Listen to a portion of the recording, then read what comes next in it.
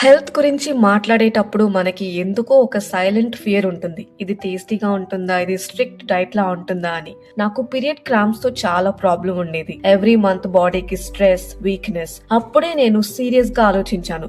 Solution బయట కాదు ఫుడ్‌లో ఉండొచ్చని. మన బాడీని మనమే నరిష్ చేసుకోవాలని స్ట్రాంగ్‌గా ఫీల్ అయ్యాను. Doctors flax seeds, sunflower seeds, omega 3 rich foods తినమని చెప్పారు. కానీ అవి సెపరేట్‌గా డైలీ మెయింటైన్ చేయడం కొంచెం డిఫికల్ట్ అనిపించింది. అప్పుడే నా కుకింగ్ మీద ఉన్న లవ్ యూస్ చేసుకుని ఇంట్లో డిఫరెంట్ కాంబినేషన్స్ ట్రై చేయడం స్టార్ట్ చేశాను. ఫస్ట్ నేను నా కోసమే చేసుకున్నాను. స్మాల్ బ్యాచెస్ లో ట్రై చేసి టెక్స్చర్, టేస్ట్, బ్యాలెన్స్ అన్ని పర్ఫెక్ట్ అయ్యే వరకు మాడిఫై చేశాను. అండ్ ఆనెస్ట్లీ రిజల్ట్ చాలా బాగుంది. దీనిని నేను ఎవ్రీథింగ్ లడ్డు అని పిలుస్తాను. బికాస్ ఇందులో మీ బాడీకి కావలసిన ఆల్మోస్ట్ ఎవ్రీథింగ్ ఉంటుంది.